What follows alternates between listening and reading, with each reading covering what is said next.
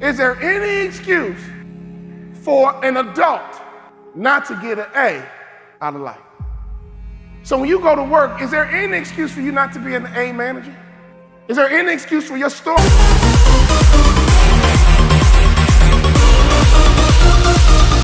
Is there any excuse for you not to be an A wife or a mom or a dad? Is there any excuse? Because we're not in middle school anymore. We're not in high school anymore. So on report card day, I came home and I would sit down with my mom and dad and I would make excuses about my C. Well, Mom, you know, I don't like the teacher, Mom, and the teacher doesn't like me. That's why she gave me a C. You know, my mom would say, that teacher didn't give you nothing. You earned a C. Nobody can stop you but you. A C student can justify anything, and the worst part about it, they can believe the excuse. So I'm here because when I tell you about breakthrough, I'm not talking about something I read, a college course. I'm talking about I've been through it. So here's the first thing I want y'all to know. This is the year of the breakthrough. This is the year of the what? Breakthrough. This is the year of the what? Breakthrough. This is the year of the what? Breakthrough. Act like you hear me. This is the year of the what? Breakthrough. This is the year of the what? Breakthrough. Act like it. It's hard when you're in the library and you studying and you read and you take the test and you get a 55. That's hard. So what I want you to understand about the breakthrough is that 90% is work, but the last 10%, that's fight. But you mean to tell me I'm going to every class and I'm still failing? You mean to tell me I'm reading every paper, I'm still failing? That's the hard part. The breakthrough is the hardest part because the breakthrough is not about the X's and O's. The breakthrough is not about the weight room. The breakthrough is not about studying the plays. The breakthrough, that last 10%, is all mental toughness. The last 10%, the breakthrough is not about being better than them. You're already better than them. You're just not better than them mentally.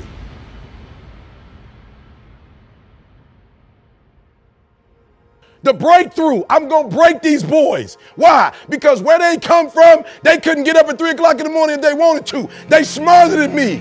They come from privilege. They got the language, they got the code, they got the rules, they grew up in it, but they will not get up earlier than me. They will not put out more content than me. Beast mode, 1, 2, 3, beast mode, 1, 2, 3, beast mode. I beast mode my way to number one.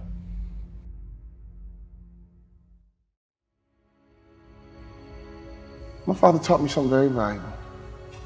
But you know what? You will dwell in what you dwell on. You will dwell in what you dwell on. What you dwell in, you dwell on. So can I give you a little bit of advice? Make sure your value system is good. Make sure your value system makes sense. People say all the time, well, what's most important to you? God, family, work. And I know what you're going to write down, but it's got to be real in your heart. Does that make sense? What was in my heart was sports, and that's no lie. My father said, redo your value system, son, and screw it up. I redid it the next day. I said, Dad, you ready? Okay, Dad. I'm going to graduate college in 4 years. I'm going to play in NBA. I'm going to make more money in business than I did in sports. You know what my father said? I like it, son. I like it. I want you to take those goals out and look at them every single day. Before I knew it, that 2.1 turned into a 2.9. And I realized, you know what? I could have had a 3.0 easy if I would have taken advantage and been a little bit more mature in my past life. Some of you guys used to be immature in your past life. Now you're not in middle school anymore. You're not in high school. Childhood is over, would you agree? And grown men and grown women think a certain way, operate a certain way, and have a certain mindset and mentality. I want you to understand you are a part of a legacy. You've heard about your mom's story, you heard about your dad's story. Now it's time for you to build your story. But I busted my butt for you, son. I busted my butt. I went back to college for you, son. I got educated for you, son. Everything I do is for you, son. See, right now, I want you to understand you are a part of a legacy. Many of you guys, your mom made sacrifices for you. Your dad made sacrifices for you. Now it's time for you to grab the bull by the horns and impact your legacy. Is everybody with me? Don't look at me like that. Some of you guys have been defeated already in your life. You're saying to yourself, you know what, I got a GED, nobody wants me. I used to be an alcoholic, nobody wants me. My own father used to tell me I was no good, nobody wants me.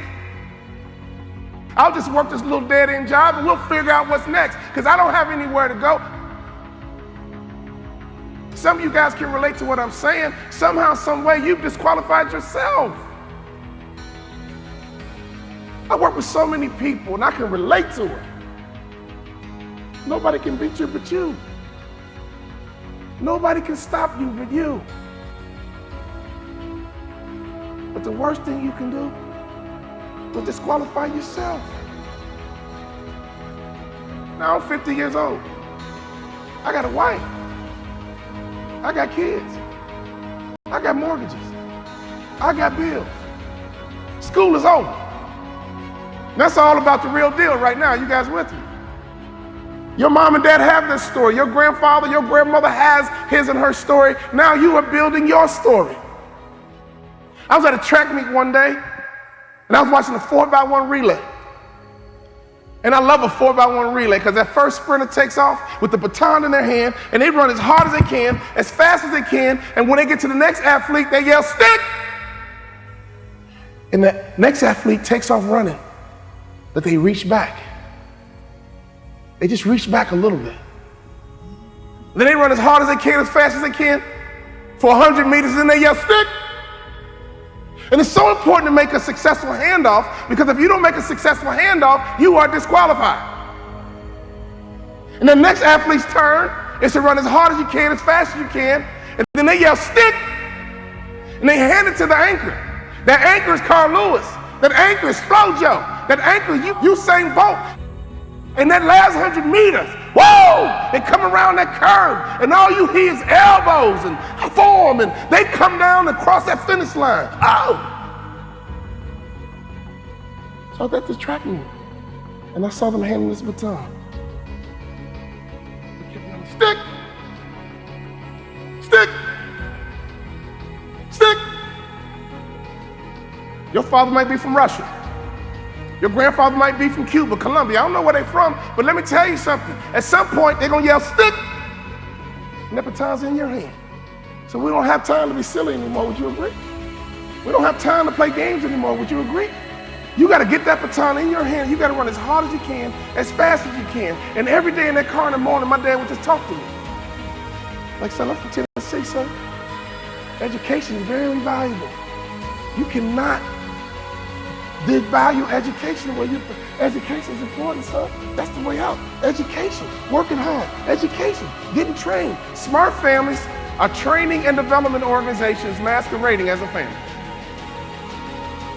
We break through and we break them. So everybody always asks me, "E.T., what was it like being homeless?" I don't remember. What was it like eating out of trash cans? I don't remember. I ain't on that. Let me tell y'all the hardest part of my life. The hardest part of my life was not being homeless. I ain't had no dreams or no goals. I didn't want nothing. Eating out of trash cans wasn't the hardest thing I've ever done. The hardest thing I ever did was get my GED, go to college, study every doggone day and still fail. That's hard. That's hard. When you writing a paper for 3-4 weeks, you turn it in and you still get a 2.0. That's hard. It's hard when you're in the library and you studying and you reading and you take the test and you get a 55. That's hard. So what I want you to understand about the breakthrough is that 90% is work, but the last 10%, that's fight. Listen to me. You don't get a breakthrough by working. You get a breakthrough when you fight. And I had to fight. I had to stay up all night. I didn't get them with talent. I didn't beat them with talent. I looked at their weaknesses and I said, boom, they will not outwork me. I'll go quicker, I'll go harder, I'll go longer, I'll go faster. Beast mode, 1, 2, 3. Beast mode. 1, 2, 3. Beast mode. 1, 2, 3. Beast mode.